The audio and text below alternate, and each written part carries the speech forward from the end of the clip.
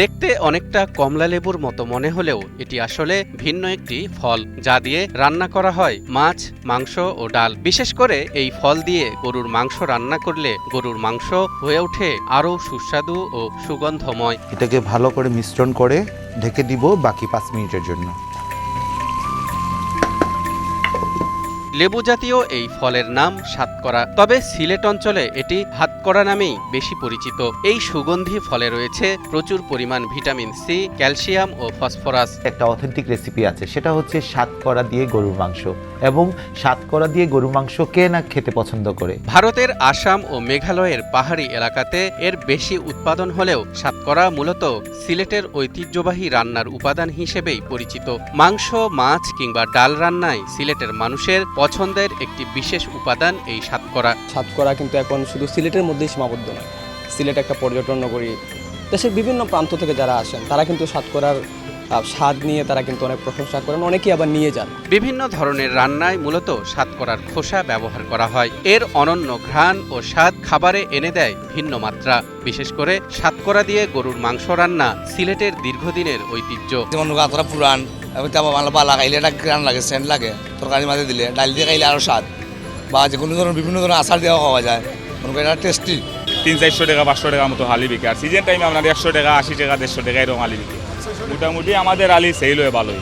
শুধু রান্নাতেই নয়, সাতকরার খোসা দিয়ে তৈরি করা হয় সুস্বাদু আচারও। দেশের গণ্ডি পেরিয়ে ইউরোপ ও মধ্যপ্রাচ্যের কয়েকটি দেশেও মোজো বিরাট কারবার, জিতে নাও ফ্যামিলি কার, স্পোর্টস বাইক ছাড়াও লক্ষ লক্ষ নিশ্চিত গিফট। সিলেট থেকে রপ্তানি হচ্ছে এই ফল।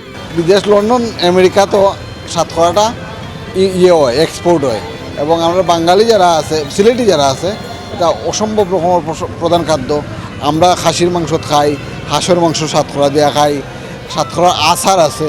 সাতকরাটা মানে আমরা সিলেটিদের একটা অতুলনীয় স্বাদ আর কি। তবে চাহিদা থাকলেও সিলেট অঞ্চলে সাতকরার উৎপাদন খুবই সীমিত, ফলে নির্ভর করতে হয় ভারতের আসাম ও মেঘালয় থেকে আসা সাতকরার উপর। যেহেতু সিলেটের সাথে সাতকরার নাম জড়িয়ে গেছে এবং সিলেট থেকে সবচেয়ে বেশি ব্র্যান্ডিং হচ্ছে পৃথিবীর বিভিন্ন জায়গায়, সেক্ষেত্রে সিলেটে এটা চাষ করা এবং বানানো খুব জরুরি। তো কৃষি মন্ত্রণালয় কিংবা সরকারের সংশ্লিষ্ট মন্ত্রণালয় যেন এই বিষয়টা গুরুত্ব দেয়। এটা এখানে যেরকম জনপ্রিয়, ইউরোপের বিভিন্ন বাজারে এটা সরবরাহ করে অনেক লাভবান হওয়া যাবে। এ বিষয়ে দৃষ্টি আকর্ষণ করা হলে সিলেট জেলা কৃষি সম্প্রসারণ অধিদপ্তরের উপপরিচালক মোহাম্মদ শামসুজ্জামান জানান, সিলেটের অনাবাদি ও পাহাড়ি জমিতে সাতকরা চাষে কৃষকদের উৎসাহিত করা হচ্ছে। আমার সিলেট জেলার একটা অন্যতম বড় ফসল হলো সাতকরা। এই সাতকরা আমার সিলেটে প্রসেস করে দেশের বিভিন্ন জায়গায় সহ বিদেশেও যাচ্ছে, কিন্তু সাতকরা আমার সিলেটে উৎপাদন হচ্ছে না। আমরা কৃষি সম্প্রসারণ অধিদপ্তর থেকে এই সাতকরার বাগান গাছ স্থাপনের জন্য সব রকম প্রচেষ্টা চালিয়ে যাচ্ছি। চারা বিতরণের জন্য আমরা হর্টিকালচার সেন্টারের মাধ্যমে পর্যাপ্ত পরিমাণ চারা উৎপাদন করতেছি।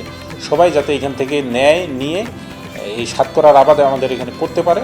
সংশ্লিষ্টদের আশা, পরিকল্পিতভাবে বাণিজ্যিক চাষ শুরু হলে দেশের চাহিদা পূরণের পাশাপাশি বিদেশে সাতকরা রপ্তানিও উল্লেখযোগ্য হারে বাড়বে। এতে কৃষকদের আয় বৃদ্ধির পাশাপাশি বৈদেশিক মুদ্রা অর্জনেও নতুন সম্ভাবনা তৈরি হবে।